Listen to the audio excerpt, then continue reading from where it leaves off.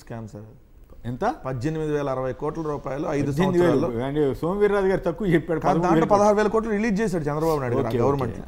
మొత్తం నీరు చెట్టు 2015 నుంచి 2019 దాకా వాళ్ళు 18,060 కోట్ల రూపాయలతో జన్మభూమి కమిటీల ఆధ్వర్యంలో నామినేషన్ పద్ధతుల్లో వాళ్ళకి అప్పచెప్పేసి 18,000 కోట్ల రూపాయలు పనులు చేశామని చెప్పారు. దాంట్లో 16,840 కోట్లు చంద్రబాబు నాయుడు గారు తెలుగుదేశం వాళ్ళకి రిలీజ్ చేశాడు అధికారంలో ఉన్నప్పుడు. అప్పుడు పెండింగ్లో ఒక 1,216 కోట్లు ఉన్నాయి. ఇంకొక 500 కోట్లకి ఏదో అవన్నీ దానికి సంబంధించి ఇంకా బిల్లులు అన్నీ పెట్టాలి. సో అంటే దాదాపు 1,300 కోట్ల రూపాయలు రిలీజ్ కావాలి వాళ్ళ లెక్క ప్రకారం. దాంట్లో మొన్న ఈ మధ్య 16,000 కోట్లు 13,000 కోట్లు కుంభకోణం జరిగిందనేది 13,000 కోట్లు 15,000 కోట్లు పైన మొత్తం 18,000 కోట్లలో 15,000 కోట్లు ఏదో పనులు చేయకుండా రిలీజ్ చేశారండి. ఒక 2-3 వేల కోట్ల రూపాయలకు పనులు చేశారండి. దాంట్లో మొన్న ఈ మధ్య సార్ ఈనాడు నవంబర్ 6వ తారీఖు కర్నూలు జిల్లాకు సంబంధించి సార్ నీరు చెట్టు బిల్లుల గుట్టు నీరు చెట్టు నిధులు దోచిపెట్టు. ఎప్పుడు రాసింది? మొన్న. ఎవరి మీద రాశారు? ఎవరు వైకాపా గుత్తేదారు దాంట్లో బిల్లుల కోసం ఇక్కడ సెటిల్మెంట్లు చేస్తున్నాడని రాయకి చెప్పేసి దాంట్లో చూడండి సార్, తట్టెడు మట్టి తీయలేదు, ముళ్ళ పొదలు తొలగించిన దాఖలాలు లేవు, కానీ ఇవన్నీ చేసినట్టు చూపుతూ కోట్లు స్వాహా చేసేందుకు దొంగ బిల్లులను తయారు చేశారు. ఆలగడ్డ నియోజకవర్గంలో 100 పనులకు సంబంధించి 10 కోట్ల మేరకు నీరు చెట్టు నిధులు కొట్టేసేందుకు ప్రయత్నించారు. 2018-19 సంవత్సరంలో ఆలగడ్డ నియోజకవర్గంలో వివిధ ప్రాంతాల్లో నీరు చెట్టు కింద వివిధ పనులు చేపట్టారు. వాటికి సంబంధించిన బిల్లు 2019 మేలో అప్పుడు ప్రభుత్వం నిలుపుదల చేసింది. కానీ ఇప్పుడు ప్రభుత్వం రిలీజ్ చేయడానికి పెట్టి సమగ్ర నివేదిక మంత్రి ఆదేశం అంట ఈనాడు వరుస కథనాలతో. అంటే నీరు చెట్లు చూడండి సరే, నీరు చెట్టు నిధులు దోచిపెట్టు. సాక్షాత్తు ఈనాడు మొన్న ఈ మధ్య కూడా అంటే అప్పుడు దోచిపెట్టారు, నీరు చెట్టు పనులు చేయకుండానే బిల్లులు పెట్టారు అని చెప్పి అక్కడ విలేకరు వెలికి తీశారు. వాళ్ళే కన్ఫర్మ్ చేశారు. జిల్లా పత్రికలు ఈ మెయిన్ పత్రికల్లో రావు. సో చూడండి సార్, దాంట్లో నిజంగా నీరు చెట్టు పనులు చేస్తుంటే ఆయకట్టు పెరగాలి, అట్లానే భూగర్భ జలాల సంబంధించి పెరగాలి. ఎక్కడ భూగర్భ జలాలు పెరగలేదు, ఈవెన్ ఆయకట్టు తగ్గింది. వీళ్ళు నీరు చెట్టు పనులు చేసినాక ఆయకట్టు తగ్గింది అంటే అక్కడ ఏం వర్క్ చేయలేదని క్లియర్. సోమవీర్రాజు గారు కదా సార్ ఇప్పుడు నిన్న ఎవరైతే క్యాబినెట్లో నిర్ణయం తీసుకుని ప్రెస్ మీట్ పెట్టారు కదా, ఇదే పార్థసారథి గారు నీరు చెట్లు అక్రమాలు జరిగినాయి అని చెప్పి ఆయన అనేక సందర్భాలు ప్రెస్ మీట్లు పెట్టి చెప్పాడు.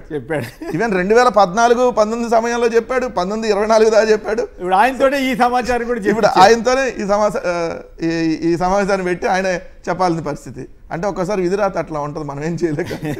2 ఆర్జీవీకి సంబంధించి సార్ ఒక ఇంట్రెస్టింగ్ వార్త ఏంటంటే ఇవాళ ఆంధ్రజ్యోతిలో రాశారు, 9 గంటలు విచారణ చేశామని రాసి 2019లో ఆర్జీవీ కమ్మరాజ్యంలో కడపరెడ్లు సినిమా తీశారు, అందులోని సన్నివేశాలతో తమ మనోభావాలు దెబ్బతిన్నాయని తెలుగు యువత రాష్ట్ర అధికార ప్రతినిధి సిఐడి కార్యాలయానికి వెళ్ళి కంప్లైంట్ ఇచ్చాడంట మన నవంబర్లో. అసలు ఆ సినిమా పేరే అప్పుడే తీశారు సార్, అది కమ్మరాజ్యంలో కడపరెడ్లు కదా, అమ్మరాజ్యంలో కడప బిడ్డలని పేరు మార్చారు కదా. పేరు ఆ రోజే ఏదైతే దాని వివాదం ఆ పేరు వద్దన్నప్పుడు పేరు అది ఇవ్వాల కోర్టు కూడా, పేరు ఆ రోజే మార్చారు. కానీ ఇప్పటికీ చూడండి మళ్ళీ ఆ పాత పేరు ఏదైతే తొలగించిన పేరుతోనే కంప్లైంట్ రాసి కంప్లైంట్ ఇస్తే కంప్లైంట్ తీసుకొని సిఐడి విచారణ చేస్తుంది. తీసుకోకూడదు కదా పోలీసులు, అసలు లేని కంప్లైంట్ అని చెప్పాలి కాదండి. 2019లో మనోభావాలు దెబ్బతిన్నాయంట, 2024 దాకా 5 ఏళ్ళు నిద్రపోయి మనోభావాలు ఇప్పుడు లెగిసిని వాళ్ళకి బాగా కింద నుంచి పైకి మనోభావాలు లేకుండా ఇప్పుడు వెళ్ళి సిఐడి కార్యాలయానికి డైరెక్ట్ కంప్లైంట్ చేశారు. సిఐడి వాళ్ళకి ఇంకా పని లేదు. రాష్ట్ర సిఐడి ఎందుకు పనిచేస్తుందంటే ఏదో సినిమాలో ఎవడో మనోభావాలు దెబ్బతిన్నాయని ఎవడో 5 ఏళ్ల తర్వాత ఎవరో ఒక దారిని పోయే దాని వెళ్ళి కంప్లైంట్ ఇస్తే ఆర్జీవీ మీద ఇంకోళ్ళ మీద కంప్లైంట్ ఇస్తే విచారణ చేపడుతుందంట.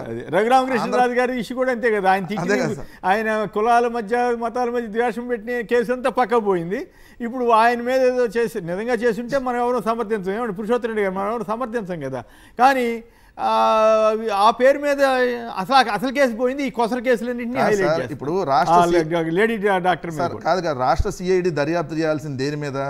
ఇప్పుడు ఇదే ఆంధ్రజ్యోతి దినపత్రికలో మొన్న సార్ గుడివాడలో టీ ట్యాక్స్ నవంబర్ 30 గుడివాడలో టీ ట్యాక్స్ తవ్విన కొద్దీ తులసి దళం అరాచకాలు వెలుగులోకి, ఇసుక బుసక మట్టి గ్రావెల్ తోలాలంటే ట్యాక్స్ కట్టాల్సిందే, రోడ్లు డ్రైన్లు మంచినీటి పనులు ఇలా ఏ పనైనా సరే వాటాలు ఇవ్వాల్సిందే, మద్యం రేషన్ మాఫియా సిండికేట్లతో అవినీతి సామ్రాజ్యం, ఎచ్చేదగా అరాచకాలు ప్రశ్నిస్తే బ్లాక్ మెయిల్ చేయడానికి రాశారా లేకపోతే ఏదన్నా ఇంకేదైనా అవసరం కోసం సార్? కాదు సార్, మరి చంద్రబాబు గారికి కూడా సంబంధం ఉన్నట్టే కదా దీంట్లో, లోకేష్ గారికి చెప్తాను సార్. చానా ముదురు సతీష్ అని రాశారు కదా, సానా సతీష్ ది. తర్వాత ఆంధ్రజ్యోతిలో మొత్తం పెద్ద యాడ్ ఇచ్చేశాడు, చాలా మంచి సతీష్ అని రాస్తున్నారు. చాలా ముదురు సతీష్ అల్లా చాలా మంచి సతీష్ అని చాలా రాశారు. ముదురు సతీష్ అల్లా చాలా మంచి సతీష్ చాలా మంచి సతీష్, చాలా ముదురు సతీష్ అల్లా చాలా మంచి సతీష్ అని రాస్తున్నారు. ఇప్పుడు ఈ తులసి దళం ఈయన పాప లోపల ఉన్నాడు, ఉంటే డబ్బులు ఇచ్చేసాడు బయట ఉంటే. అంతేనా? ఇప్పుడు ఈయన జైల్లో ఉన్నాడు సార్, రఘురామకృష్ణరాజు. దాంట్లో తులసి జైల్లో పెట్టలేదుగా. లేదు సార్, జైల్లో గుంటూరు జైల్లో ఉన్నాడు. పెట్టారా? ఆహా. రఘురామకృష్ణరాజు పెట్టిన కేసులో ఈయన ఎవరంటే ఇప్పుడు తెలుగుదేశం గుడివాడ ఎమ్మెల్యేకి బినామీ Close అంట ప్లస్ కదా.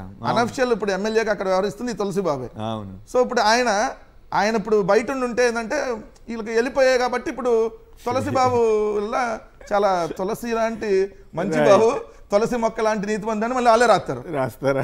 అంటే సరే మరి ఇట్లాంటి వేసినప్పుడు దీని మీద కదా సిఐడి చేయాల్సింది. ఏదో సినిమా ఎవరో సినిమాలకు సంబంధించి అనేక వివాదాలు ఉంటే కోర్టులకు వెళ్ళారు, దాన్ని తీస్తారు, ఆ పేరు కూడా తీస్తారు, అయిపోయింది. మళ్ళీ దాన్ని సార్ 9 గంటల విచారణ ఎందుకో తెలుసా సార్? విషయం ఏం లేదు కాబట్టి అంతే విచారణ చేస్తారు. నిజంగా విషయం ఉంటే 5 నిమిషాలు తేలుస్తారు. చెప్పు దీని గురించి చెప్పు అంటే అయిపోయింది. లేదో గంట సేపు మళ్ళీ విచారణకు పిలుస్తారు, సాగదీస్తారు, ఇది తేల్చేది ఏముండదు. సో ఇందాక అంబటి రామకృష్ణ గారు చెప్పినట్టు ఒక మంచి పాయింట్. ఎందుకంటే ఆర్జీవీ లాంటి అంటే ఎవరికి ఆయన లొంగడు, ఆయన ఎలా ఉంటాడో తెలుసు కదా అందరికీ. అట్లాంటి వాళ్ళనే మేము పిలిచాము విచారణకి, అట్లాంటి వాళ్ళ మీద కేసులు పెట్టామంటే మిగిలిన వైఎస్ఆర్ కాంగ్రెస్ పార్టీ నాయకులు, కార్యకర్తలు, ఇంకా సామాన్యుల్ని ఎట్లయినా మేము ఇంతకంటే ఎక్కువ కేసులు పెడతామని బెదిరించడానికి ఒక ఇండికేషన్ అనమాట అది. రైట్.